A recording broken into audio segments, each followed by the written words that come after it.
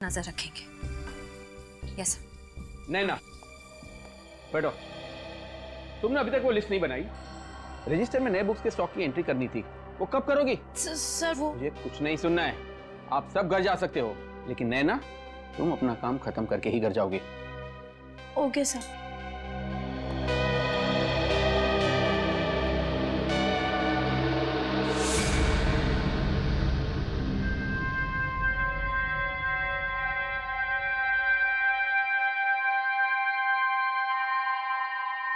उफ, 11:30 बज गए। ये भी कोई तरीका है काम करवाने का? ये मैनेजर नहीं हिटलर है, हिटलर। कल ना मैं इसकी लाइब्रेरी की ट्रस्टी से जरूर शिकायत करने वाली हूँ। और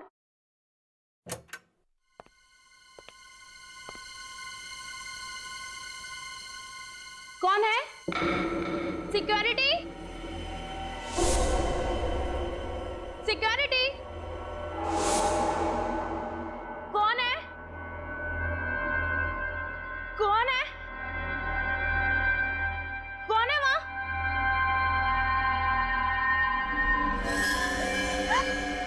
कौन हो तुम?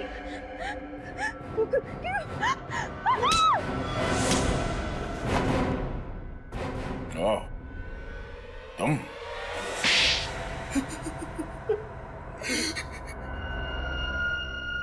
मैंने रात दिन इसलिए मेहनत नहीं की थी कि मेरे ससुर जी अपनी सारी जायदाद अपने किसी दूर के रिश्तेदार को खैरात में दे दे। मुझे शर्म आती है तुम्हें अपना दामाद कहते हुए। और आप अपनी सगी बेटी को छोड़कर किसी दूर के रिश्तेदार को अपनी सारी जायदाद कर देते हो। वो क्या अच्छा था? शुरू से बता हुआ क्या? हाँ, मैंने वो दो गुंडे केशवनाथ जी को फार्म हाउस पर मारने के लिए भेजे थे, मगर वो दोनों उस आग में जलकर राख हो गए। फिर मुझे पता चला अमन मुझसे कुछ छुपा रहा है, इसलिए मैंने उस पर नजर रखना शुरू कर दिया। फिर मुझे पता चला कि केशवनाथ जी और शिमोना उस आग में नहीं जले थे, दोनों बच गए थे। और सब उस व्हील को मुझसे छुपा रहे थे। और अमन को पता चल गया था तुम्हारे इरादों के बारे में, इसलिए उसने खुफिया तरीके से शिमोना को वो वसीयत कहाँ है ये बता दिया। हाँ। और इसी चक्कर में वो बिंदु मारी गई, जिसे तुमने यहाँ सिर्फ इसलिए भेजा था कि वो ये पता लगाए कि वो रिश्तेदार है कौन जो यहाँ काम करती है ना? हाँ। केशवनाथ जी के फार्म हाउस में आग किसने लगाई? वो आग मैंने लगाई थी सर, ताकि लोगों को लगे कि केशवनाथ जी और शिमोना और प्रणय उस आग में तीनों जलकर मर गए। अब तुम सारी जिंदगी जेल के सलाखों के पीछे अपने गुनाहों की गिनती करते रहना। अब मिस्टर अमन, आपने केशवनाथ जी की मदद की, अच्छा काम किया, मगर मदद करने का तरीका गैर कानूनी था। आपने खून किया है बिंदु का, और शिमोना जी आपने इसमें इनका साथ दिया। आप दोनों को भी गिरफ्तार किया जाता है।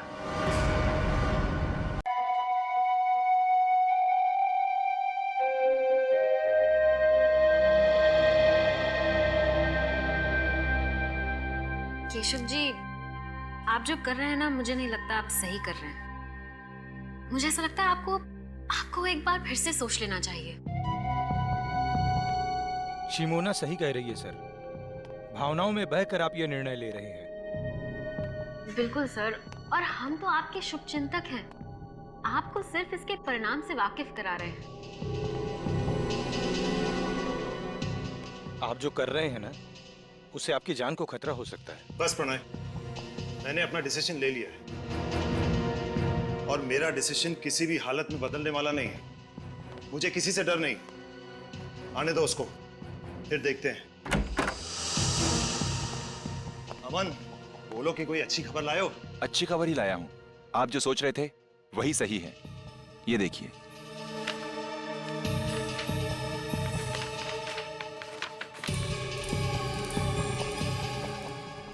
शिमोना, वो कागजात देना। जी। पेन।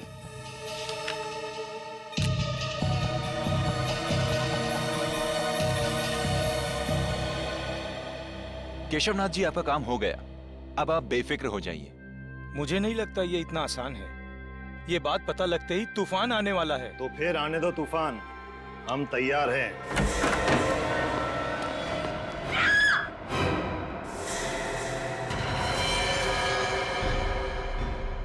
तुम्हें चेतावनी दी गई थी मिस्टर केशव, और चेतावनी सिर्फ एक बार दी जाती है, अगली बार तो सिर्फ गोली।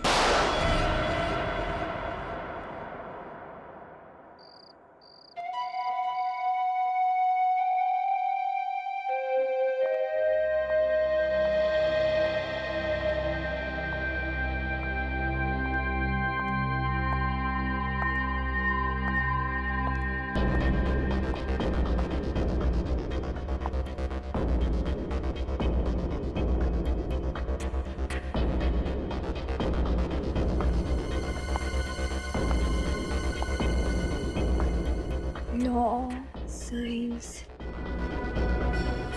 all books, shelf number 2.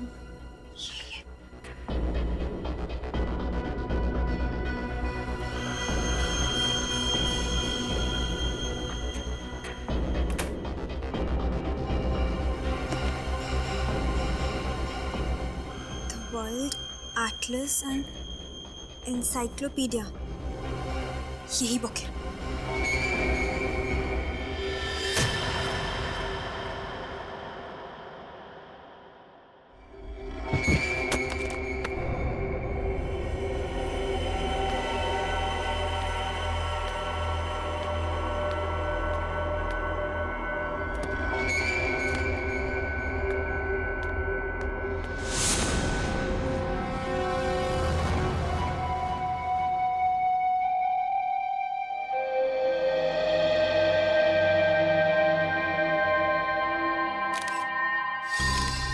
इसके गले में छेद है, किसी नुकीली चीज से वार किया गया है और शायद उसी वजह से इसकी मौत हो गई। लेकिन सर, हमें तो ऐसी कोई चीज मिली नहीं यहाँ से। हो सकता है खूनी अपने साथ ले गया।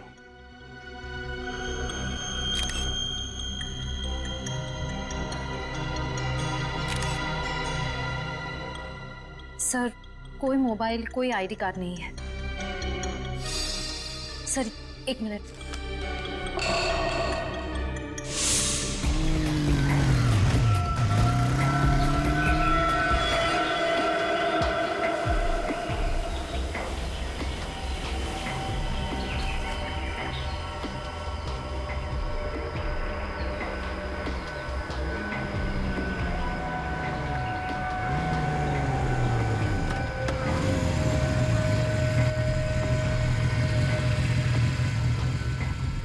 क्या करना है मुझे?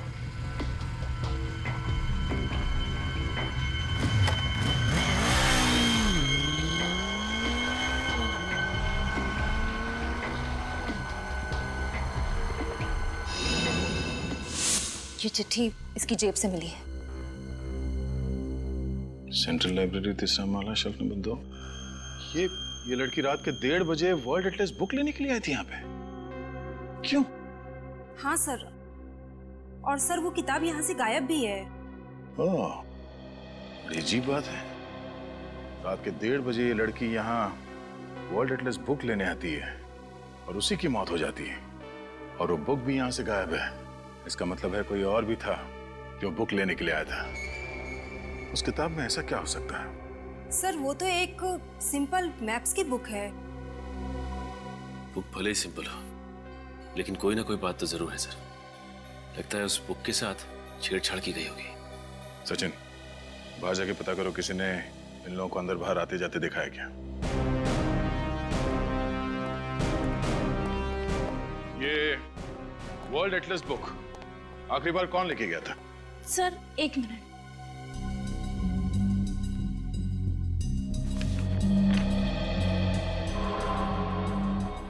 सो, मिस्टर अमन।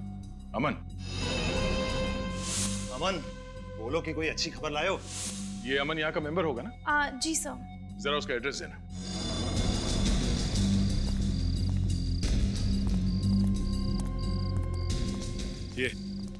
ये पीछे का गेट तो हमेशा बंद रहता है। अगर वो लड़की यहाँ से आई है इस तरफ से, वो जो औरत कैंडल बेच रही है उसे पता होगा।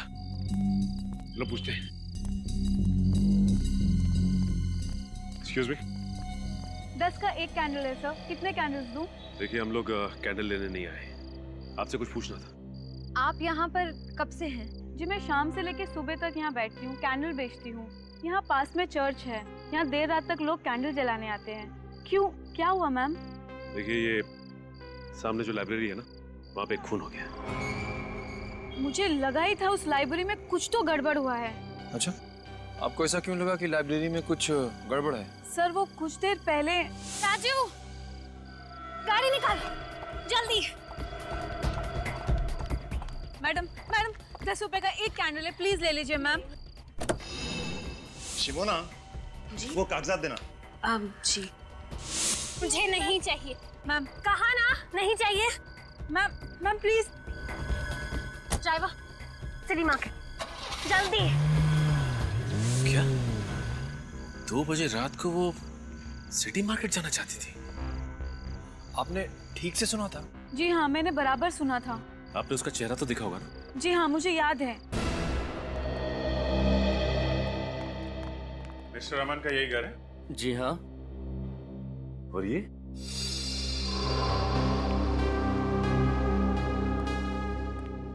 क्या आप यही अमन जी हैं? हाँ सब इन्हें मैंने हाल में कहीं देखा है। हाँ सर, चेहरा जाना पहचाना लग रहा है, लेकिन याद नहीं आ रहा है कहाँ देखा है सर। जरूर देखा होगा, अमन सर बहुत बड़े वकील हैं, आपने टीवी पर किसी इंटरव्यू में देखा होगा उन्हें। अच्छा, तो आपके साहब बड़े वकील हैं? हाँ। कहाँ गए? ऑफिस? नहीं, आज सुबह वो अपना सामान लेकर के शहर से बाहर चले गए। इस अमन जी ने आखिरी बार लाइब्रेरी से वर्ल्ड एटलस की किताब ली और लाइब्रेरी में वापस कर दी। उसके बाद से गायब है। अमन जी का कमरा कहाँ है?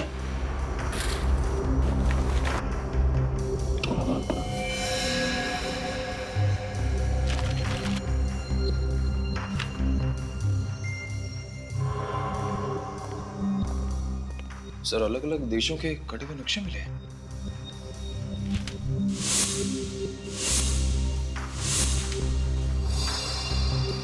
सर ये सारे कटे हुए नक्शे तो सर वो तो एक सिंपल मैप्स की बुक है। वर्ल्ड एटलस बुक है। अमन जी ने इसे कैंची से इस तरह से काटा क्यों होगा? उस वर्ल्ड एटलस बुक को हथियार बनाने के लिए।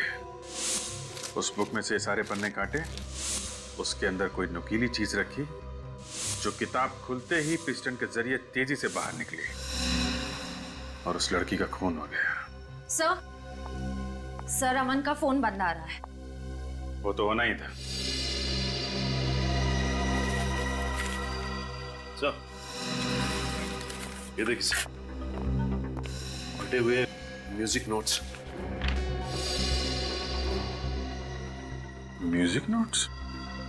सर उसने म्यूजिक नोट फाड़ के फेंका क्यों होगा? लेकिन अमन सर को तो संगीत का शौक ही नहीं है। तो ये देखिए, ये वायर और ये स्प्रिंग।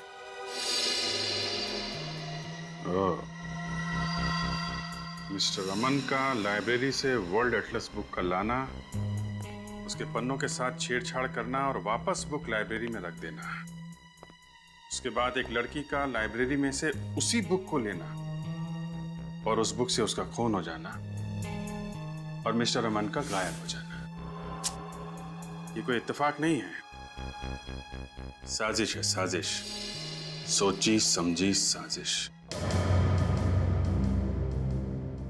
रात के 1:30 बजे एक अनजान औरत सेंट्रल लाइब्रेरी में घुसती है और वहां से एक ऐसी किताब उठाती है जिसके अंदर हथियार छुपा के रखा गया था और शायद कोई संदेशा भी। और उसी हथियार से उस अनजान औरत का खून हो जाता है। फिर कोई वो किताब चुरा लेता है, वो भी एक अनजान औरत। सर मुझे ऐसा लगता है कि दोनों औरतों को वर्ल्ड एटलस की जरूरत होगी और बुक एक ही थी, इसलिए दोनों में झगड़ा हो गया। दूसरी वाली औरत ने पहली वाली को मार दिया और बुक ले ली। सर रात के 1:30 बजे एटलस को लेकर दोनों औरतों के बीच में झगड़ा हुआ और एक ने दूसरे को मार दिया, केस खत्म, है ना? वाह सर, अजीब बात यह है कि लाइब्रेरी से किताब चुराने के बाद वो औरत अपने ड्राइवर से कहती है कि वो उसे सिटी मार्केट लेकर जाए। सर इतनी रात में सिटी मार्केट में ना तो कोई दुकान खुली होगी, ना ही कोई कॉफी शॉप। वही तो रजत, वही तो समझ में नहीं आ रहा है कि क्यों। सर ऐसा भी तो हो सकता है कि वो औरत सिटी मार्केट के आसपास ही कहीं रहती हो। नहीं सूरज, अगर ऐसा होता तो वो अपने ड्राइवर से कहती कि हम घर ले चलो। सिटी मार्केट ही क्यों, सिटी मार्केट ही क्यों। उस औरत के बारे में क्या पता चला जिसका लाइब्रेरी में खून हुआ? सर अभी तक तो कुछ पता नहीं चला है। सर उसके लापता होने की भी किसी ने कंप्लेंट दर्ज नहीं करवाई है। हम लोग क्रिमिनल रिकॉर्ड चेक कर रहे हैं सर ये स्केच बन गया। सर यही वो अनजान औरत है जो बुक लेकर भागी थी। सर इस औरत को मैंने किसी न्यूज में देखा था सर। न्यूज में?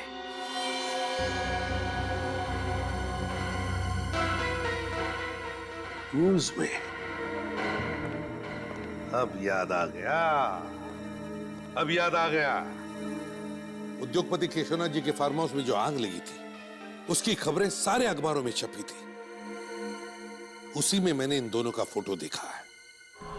सर ये हादसा तो 2 हफ्ते पहले ही हुआ था। पूर्वी सर, ये अखबार में जिस औरत का फोटो है उसकी शक्ल और ये स्केच वाली औरत की शक्ल कितनी मिलती जुलती है। सर लेकिन ये तो शिमोना है। मैम आपने पक्का इसी औरत को देखा था? जी सर, पक्का मैंने इसी को देखा था। सर अगर शिमोना जिंदा है तो अमन ने पुलिस में झूठी रिपोर्ट क्यों लिखवाई? सर और शिमोना ने लाइब्रेरी में उस लड़की की हत्या क्यों की? कोई ना कोई राज जरूर था केशवनाथ जी के फार्म हाउस में जो उस आग में जलकर खाक हो गया। सारे चक्कर के पीछे ये अमन ही है, अमन। हाँ सर, इसलिए मिस्टर अमन ने शिमोना जी के लिए वो म्यूजिक नोट्स में वो संदेशा छोड़ा होगा, क्योंकि दोनों खुले में तो आमने सामने आ नहीं सकते थे। अमन और शिमोना, क्या क्या कनेक्शन हो सकता है इन दोनों के बीच में? तो फिर ये शिमोना इतनी रात गए सिटी मार्केट किस लिए गई थी? सर अमन के घर से हमें कुछ फटे हुए कागज मिले जिन पर कुछ म्यूजिकल नोट्स लिखे हुए। सर इस वर्ल्ड एटलस का म्यूजिकल नोट से क्या कनेक्शन हो सकता है? उस वर्ल्ड एटलस में कुछ तो ऐसा होगा जिसकी वजह से शिमोना सीधे इस मार्केट में आ गई। सर रात के समय लाइब्रेरी से सिटी मार्केट पहुंचने में लगभग 10-15 मिनट लगते हैं। उस कैनल बेचने वाली औरत ने हमसे कहा था कि उसने शिमोना को 1:45 बजे देखा होगा, तो वो इस मार्केट में 2 बजे तक पहुंच गई होगी। हाँ लेकिन उस समय तो मार्केट बिल्कुल सुनसान रहा। मुझे नहीं लगता कि किसी ने शिमोना को या उसकी गाड़ी को देखा होगा। फिर भी ट्राई करते हैं, हो सकता है किसी ने कुछ देखा हो। तुम इस तरफ पूछो, मैं उस तरफ के दुकानदारों से पूछता हूँ।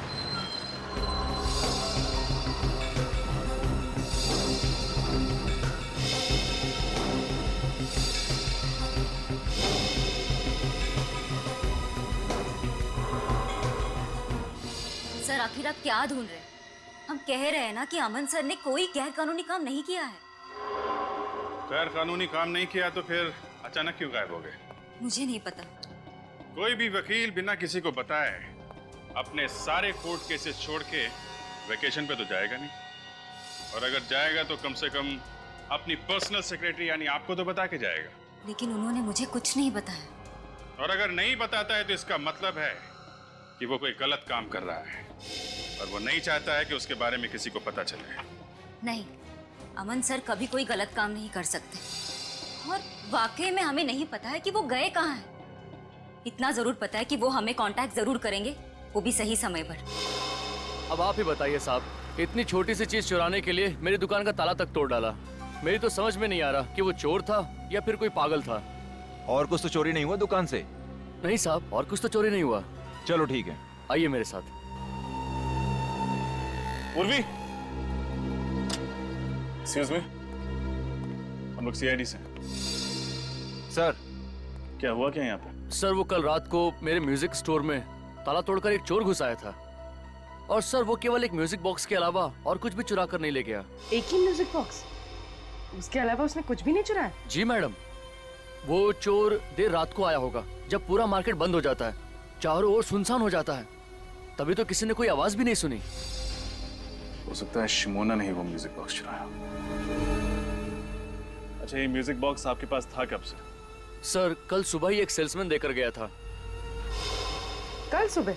जी मैम, उस सेल्समैन ने बतौर सैंपल वो म्यूजिक बॉक्स मेरे पास रखा था और कहा था कि एक म्यूजिक कंपनी ने एक नया आइटम लॉन्च किया है। वो म्यूजिक बॉक्स में कस्टमर को दिखाकर मैं और 20 के ऑर्डर भी ले लूंगा। और उसने कहा कि वो 2 दिन के बाद आएगा ऑर्डर लेने के लिए, तभी वो सैंपल वाला म्यूजिक बॉक्स लेकर जाएगा। सर उसने वो सैंपल पीस बेचने के लिए मना किया था। अब आप ही बताइए मैं उसको क्या जवाब दूंगा। ये सेल्समैन पहले भी आया था आपकी दुकान पर? जी नहीं सर, वो सेल्समैन हमारे लिए नया था, पहले कभी नहीं देखा। यही था? हाँ सर, यही था वो आदमी। Thank you. मुझे लगता है अमन यहाँ सेल्समैन बनकर आया और उसने इस दुकानदार को वो म्यूजिक बॉक्स बतौर सैंपल दिया ताकि ये दुकानदार उसे बेच ना पाए और शिमोना आकर उसे चुरा ले। सर जरूर उस किताब में कोई कोड या मैसेज होगा जिसमें लिखा होगा कि शिमोना को म्यूजिक बॉक्स इस मार्केट से चुराना है।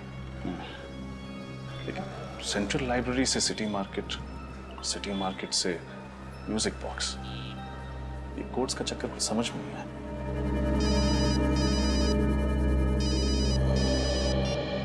हाँ सचिन, क्या? ठीक है। क्या हुआ सर? कल रात इस शहर के 2 और म्यूजिक स्टोर से ऐसे ही म्यूजिक बॉक्सेस चुराए गए। अमन जी का और शहर के जाने माने स्टील बैरन मिस्टर केशवनाथ, इनके बीच क्या रिश्ता था? सर, मिस्टर केशवनाथ अमन सर के क्लाइंट थे और वो अक्सर हमारे ऑफिस में आया करते थे। अमन सर मिस्टर केशवनाथ का लीगल काम संभाल रहे थे जो गुप्त रखा गया था। जी सर, और इसी सिलसिले में एक दिन उनकी बेटी मीनार भी हमारे ऑफिस में आई थी सर।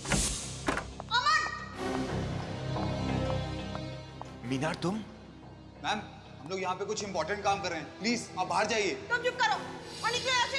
और तुम अमन, अगर मेरे पापा को बहकाना बंद नहीं किया ना तो इसका नतीजा बहुत बुरा होगा। मैम, ये आप क्या कर रही हैं? पागल हो गई है क्या आप? मिस्टर अमर केशवनाथ जी का ऐसा कौन सा गुप्त काम संभाल रहे थे जिसकी वजह से मिसेस मीनार को उन्हें जान से मारने की धमकी देनी पड़ी? सर हमें वाकई में कुछ नहीं पता क्योंकि अमन सर मिस्टर केशवनाथ का काम खुद संभालते थे। हाँ सर, और इस केस के बारे में उन्होंने मुझे भी कुछ नहीं बताया सर। सर। हाँ बेटी। सर, केशवनाथ जी के कोई भी लीगल पेपर्स इस ऑफिस में नहीं है। मगर सर, ये मिसेस मीनार को अमन पे इतना गुस्सा क्यों आया? और सर, ये अमन फार्म हाउस में लगी आग के सिर्फ एक गवाह थे या वो जानते थे कि आग लगने से पहले वहां क्या हुआ था? ये तो केशवनाथ जी के फार्म हाउस पे जाके ही पता चलेगा। जरा मिसेस मीनार को भी वहां बुलवाओ।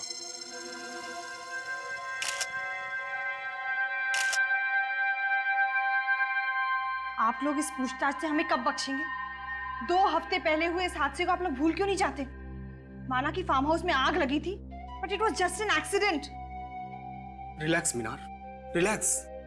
सीआईडी वाले आपके पापा का फार्म हाउस का तलाशी लेना चाहते हो तो लेने दो, उन्हें उनका काम करने दो। थैंक यू मिस्टर भास्कर, कम से कम आप हमारे काम को समझते हैं। देखिए मिसेस मीनार, हम सिर्फ अपनी ड्यूटी कर रहे हैं। इस फार्म हाउस में जो आग लगी और जिसमें आपके पिताजी और उनके 2 एसोसिएट जल के मर गए, आपको ये मालूम होगा कि उसकी रिपोर्ट मिस्टर अमन ने लिखवाई थी। तो हुआ ये है कि मिस्टर अमन अभी लापता हो गए। और सिर्फ इतना ही नहीं, सेंट्रल लाइब्रेरी में हुए एक गुमनाम लड़की के कत्ल में भी उसका हाथ है। मुझे ये नहीं समझ में आ रहा कि एक लाइब्रेरी में हुए कत्ल का इस फार्म हाउस के जलने से क्या मतलब है? यहाँ आग कैसे लगी, कब लगी, पुलिस इसकी तहकीकात कर रही है। और तहकीकात में ही पता चला है कि अमन को आपने बंदूक दिखा के धमकी दी थी। क्यों? क्योंकि अमन एक नंबर का धोखेबाज है। उसने मेरे पापा की आंखों में धूल झोंक कर करोड़ों रुपयों का गबन किया है। और इससे आप ये कैसे कह सकते हैं कि मैंने अमन को कुछ किया है? ठीक है, फिलहाल अभी हम आपकी बात पे विश्वास कर लेते हैं, लेकिन सर ये बाहर पेड़ में धंसी हुई मिली। बंदूक की गोली? इसका मतलब इस फार्म हाउस में गोलियां भी चली। Oh my God. ये गोली चलने वाली बात अमन ने पुलिस रिपोर्ट में क्यों नहीं लिखवाई? ये वीणा का है, ये संतूर का है और ये सितार का है। ये तीनों एक ही राग पर है, लेकिन इनके वाद्य यंत्र अलग अलग हैं। मैं आपको इनके राग सुनाता हूं।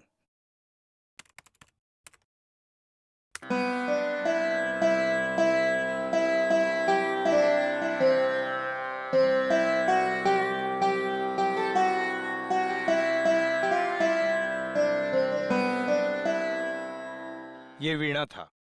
अब आप संतूर सुनिए।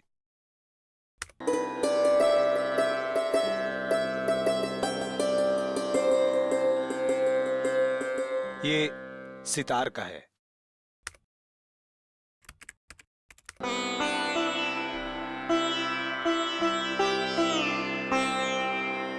कहीं इन नोट्स में कुछ छुपा हुआ संदेश तो नहीं है, कोई हिडन मैसेज?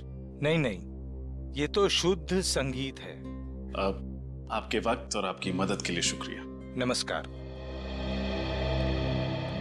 ये अमन तो एक वकील है ना, तो भला एक वकील शिमोना को शास्त्रीय संगीत के जरिए अपना मैसेज क्यों भेजेगा? सर, और शिमोना ने वही म्यूजिक बॉक्सेस चुराए हैं जिसपे ये एक ही राग 3 अलग अलग म्यूजिकल इंस्ट्रूमेंट्स पे बजाए गए हैं। सर, हो सकता है कि इन 3 अलग अलग इंस्ट्रूमेंट से बजाया गया राग किसी व्यक्ति या किसी जगह के बारे में इशारा कर रहा हो। अब बस ये पता करना है कि संगीत के ये सुर किस जगह या फिर किस इंसान से जुड़े हुए हैं। मिसेस मीनार, अब तो आपको यकीन हो गया होगा कि फार्म हाउस में आग लगना कोई हादसा नहीं था। यहाँ पे गोलियां चली थी, गोलियां। सर, कहाँ पे? सर, पुलिस की फॉरेंसिक रिपोर्ट के मुताबिक उस वक्त यहाँ पे जो थे वो सब आग में जल के राख हो गए थे, और उनकी बाकी बची जो हड्डियां हैं वो अभी भी उन्हीं के लैब में है। तो एक काम करो, उन हड्डियों को अपने फॉरेंसिक लैब में भिजवा दो, डॉक्टर साळुंखे के पास। Yes sir. What nonsense! मुझे अपने पापा का अंतिम संस्कार करना है। देखिए मैडम, पहले हमें ये पता लगाना है कि एग्जैक्टली यहाँ पे हुआ क्या था। फिर आपके पिता की हड्डियों की शिनाख्त भी अभी बाकी है, तब तक आपको इंतजार करना ही पड़ेगा। सर ये देखिए क्या मिला, साइड से थोड़ा जला हुआ है।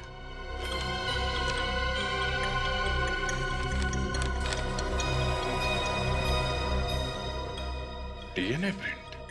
हड्डियां तो बुरी तरह जल गई हैं। इनके चेहरे अच्छे से बन पाएंगे? हाँ अभिजीत, इस फेस कंस्ट्रक्शन सॉफ्टवेयर के जरिए आप मौका वारदात पर पाई गई खोपड़ी का फेस कंस्ट्रक्ट करने की कोशिश तो करें।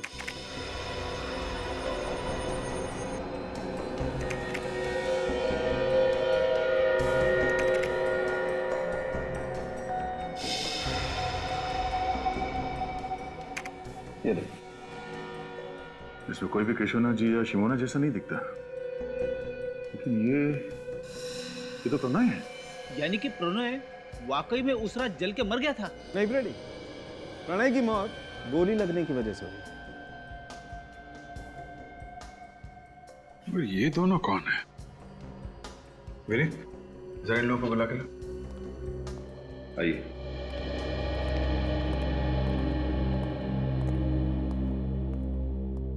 जरा इन 2 चेहरों को देखिए, इनको पहचानते हैं आप लोग? कभी ये देखा है? इनमें से हम किसी को नहीं जानते। हमें क्या पता कौन है ये लोग? सर, आपका शक सही निकला। घटनास्थल से लाई गई सारी हड्डियों का डीएनए टेस्ट मिल गया। किसी का भी डीएनए मिसेस मीनार के डीएनए से नहीं मिलता। यानी वाकई में केशवनाथ जी जिंदा है? पर मेरे पापा हैं कहाँ? उन्होंने अब तक फोन क्यों नहीं किया? हम लोग जल्दी पता लगा लेंगे, अभी आप लोग जा सकते हैं। अच्छा तारिका, वो फार्म हाउस पे जो डीएनए की रिपोर्ट मिली थी उसका क्या हुआ? ये डीएनए प्रिंट एक 25 से 30 साल की औरत का है जिसका केशवनाथ जी के साथ जेनेटिक लिंक है। और एक बात सर, ये औरत को एक बहुत ही असामान्य बीमारी है, एक्वाजेनिक प्लूराइटिस। ये बीमारी है क्या? यह एक बहुत ही रेयर जेनेटिक डिसऑर्डर है। इसके रोगी को पानी से एलर्जी होती है। जरा सा भी पानी अगर शरीर में कहीं भी लग जाए तो बहुत जबरदस्त एलर्जी होती है, खुजली होती है। बारिश का पानी, पसीना, यहाँ तक कि हवा में अगर जरा सी नमी भी बढ़ जाए तो रिएक्शन होता है। और इस इंसान को इतनी खुजली होती कि कई बार तो इसकी मौत हो जाती है खुजली की वजह से। तो बहुत भयानक बीमारी है। ऐसे पेशेंट जिंदा कैसे रहते हैं? एंटी एलर्जिक दवा खा करके, ताकि इससे लड़ने की क्षमता बढ़ा सके। ऐसे रोगी को हॉस्पिटल में अल्ट्रावायलेट बी पॉजिटिव फोटोथेरेपी दी जाती है। ये पेशेंट्स पानी पी सकते हैं? पी सकता है, लेकिन सिर्फ मिनरल वाटर। अगर जरा सा भी क्लोरीन का पानी पिया तो पूरे शरीर में बुरी तरह से रैशेज हो जाते हैं। सिर्फ मिनरल वाटर? पानी के?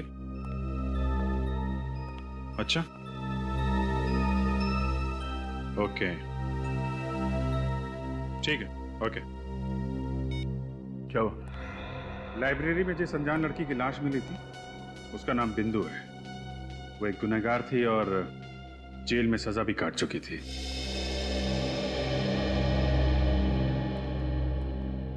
सीआईडी मुंबई टीम से आपसे सुबह फोन पे बात हुई थी। यस सर, वेटिए ना। जी नहीं, इट्स ओके। आपको बिंदु के बारे में जानकारी चाहिए ना? जी हाँ, क्या बता सकते हैं आप बिंदु के बारे में? ये तो आपको किमी ही बता सकती है। किमी? कौन किमी? किमी और बिंदु दोनों एक ही सेल में थी और दोनों एक ही दिन रिहा हो गए।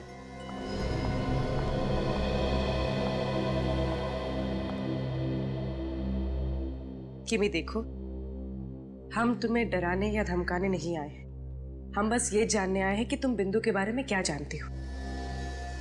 वो बिंदु क्या?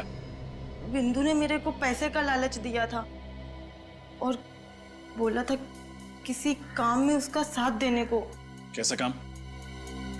वो तो सर उसने नहीं बताया। किसने सौंपा था काम? सब ये भी नहीं बताया उसने। बोला था टॉप सीक्रेट है। और साहब मैंने पूछा भी नहीं, अपने को तो सिर्फ पैसों से मतलब था साहब, इसलिए नहीं पूछा। कहाँ गई थी तुम उसके साथ? Central library, Mumbai. Central library? इसका मतलब बिंदु पहले भी गई थी लाइब्रेरी? हाँ सर। क्यों गए थे तुम दोनों वहां? सर बिंदु और मैं सॉफ्टवेयर इंजीनियर बनकर गए थे उस लाइब्रेरी में। बिंदु को कुछ कंप्यूटर से जानकारी चाहिए थी और मैं बाहर निगरानी कर रही थी कि अगर कोई आसपास दिखाई दे तो तुरंत इत्तला कर दूं बिंदु को। पर वो जानकारी जो उसे चाहिए थी, उसे मिली?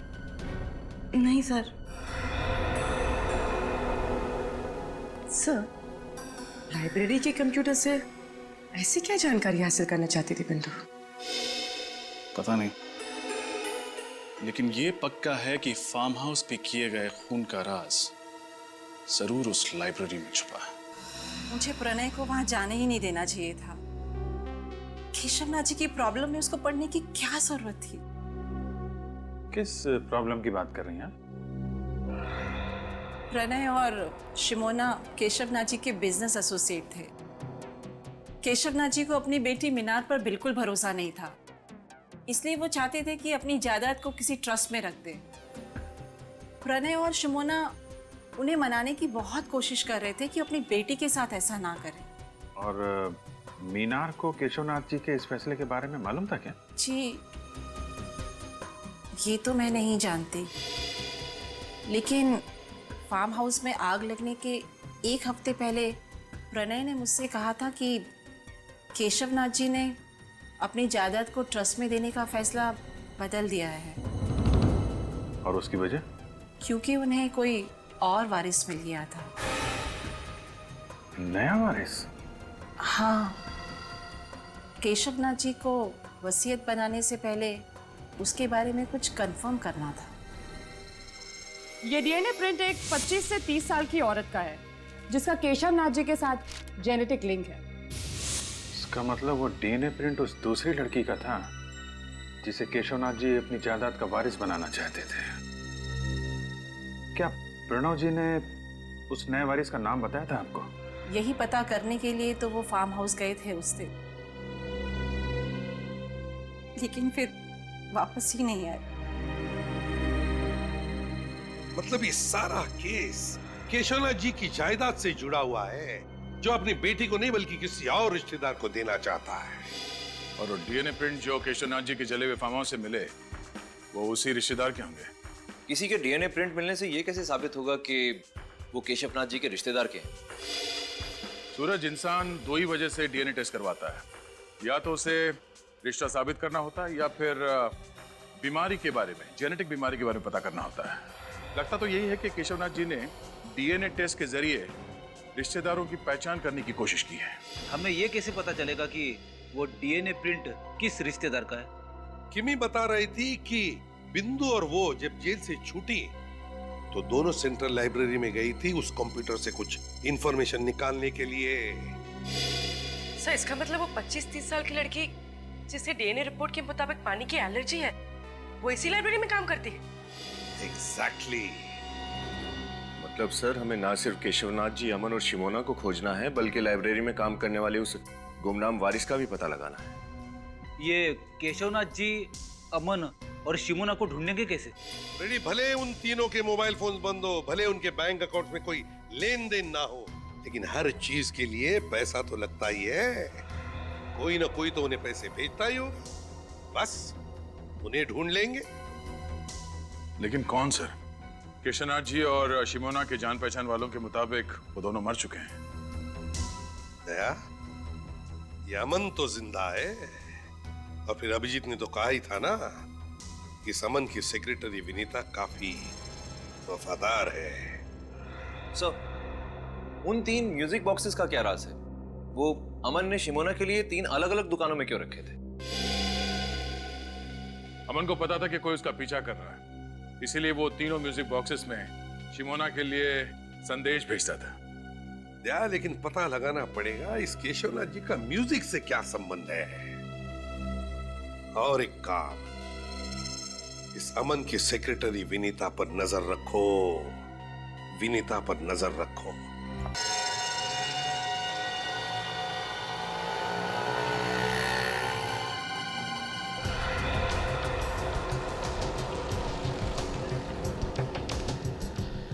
दोस्त इस समय तक बाहर आ जाती है, आज कहाँ रहेगी?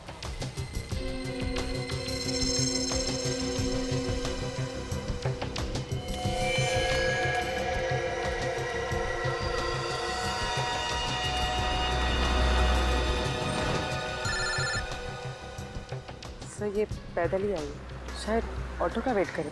अच्छा,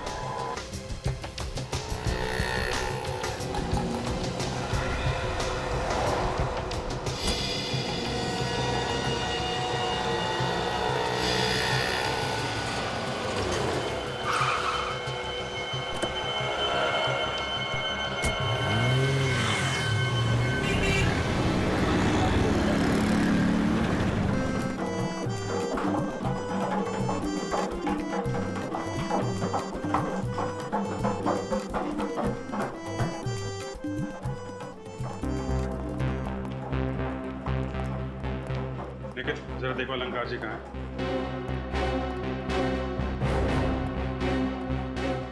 अरे भाई, वो संतूर का क्या हुआ? अलंकार जी। जी? अलंकार जी, हम सीआईडी से हैं और आपसे कुछ पूछताछ करना चाहते हैं। जी पूछिए। इस म्यूजिकल स्कूल को बनाने वाले केशवनाथ जी के फार्म हाउस में जिस दिन आग लगी, उस दिन वो आपसे 2 बार मिलने आए थे, क्या ये सच है? जी हाँ, ये बात सच है। शिमोना यहाँ 3 म्यूजिकल बॉक्सेस लेकर आई थी, कहाँ है वो बॉक्सेस? अब उस लड़की का नाम शिमोना है या नहीं मुझे पता नहीं, मैंने तो कभी पहले उसे देखा तक भी नहीं। वो यहाँ बॉक्स लेकर आई थी या नहीं? एक लड़की आई तो थी। केशवनाथ जी और अमन के कहने के मुताबिक मैंने वो बॉक्सेस लेके चेक करके अपने पास रख ली। हमें वो बॉक्स चेक करना है।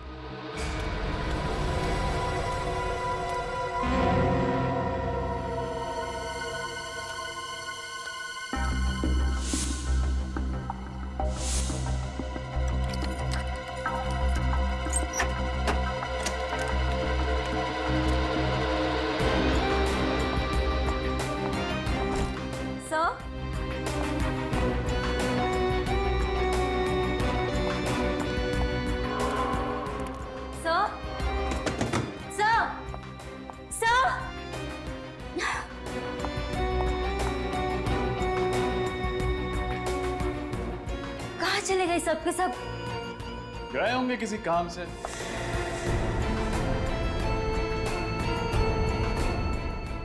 आप लोग यहाँ? जी हाँ, हम लोग यहां क्योंकि हमारा तो काम ही है गुनहगारों को पकड़ना। लेकिन मैं गुनहगार नहीं हूँ, मैं सच में गुनहगार नहीं हूँ। कुछ नहीं किया है मैंने। गोली मत चलाना प्लीज, बंदूक नीचे रखो, बहुत डर लगता है मुझे बंदूक। और झूठ बोलने से डर नहीं लगता? मुझे माफ कर दो सर, मैंने झूठ कहा था कि मैं अमन सर के बारे में कुछ नहीं जानती। मैं तो सिर्फ उनके ऑर्डर्स को फॉलो कर रही थी। अमन सर, मिस्टर केशवनाथ और शुमोना मैडम यही छुपे हुए थे। इसका मतलब ये तीनों इस षड्यंत्र में मिले हुए थे। तुम्हारे पास अमन और शिमोना का नंबर होगा? हाँ सर। फोन लगाओ, पूछो कहाँ है।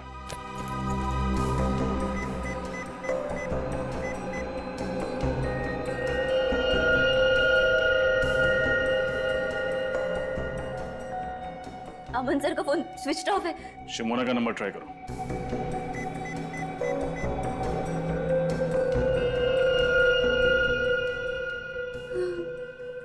उनका फोन भी बंद है।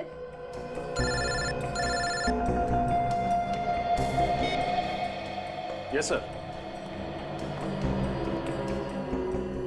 क्या? तो इस वजह से अमन, शिमोना और केशवनाथ को यहां से गायब किया गया है? सर हम लोग आ रहे हैं। क्यों सर? कुछ नहीं सचिन, केस खत्म करने का टाइम आ गया। नैना, उनको भी बुलाकर ले आओ। दोनों नई ट्रेनीज हैं, उनको अच्छा लगेगा। हाँ, लंच टाइम हो गया है, भूख तो लगी होगी। बिल्कुल।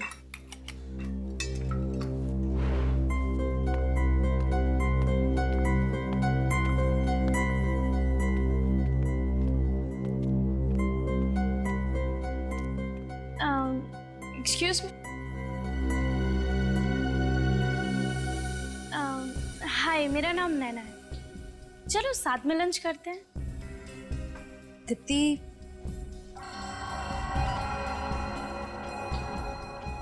लंच के लिए बुला रहे हैं। ठीक है पूजा। ठीक है, हम आते हैं। ओके।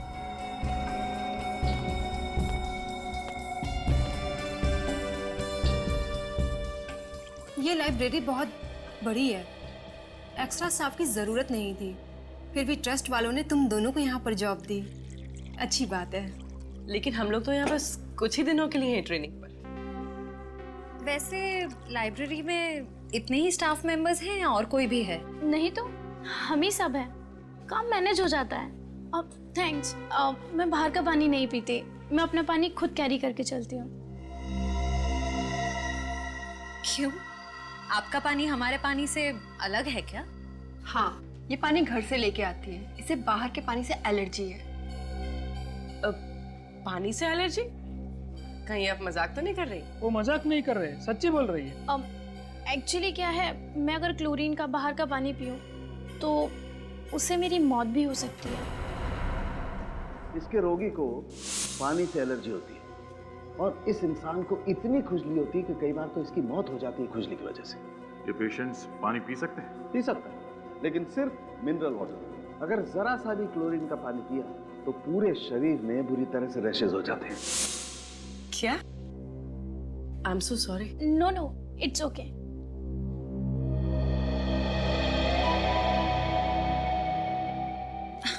अरे मैं तो भूल ही गई। एवरीबडी एक्सक्यूज मी, मैं अभी आई।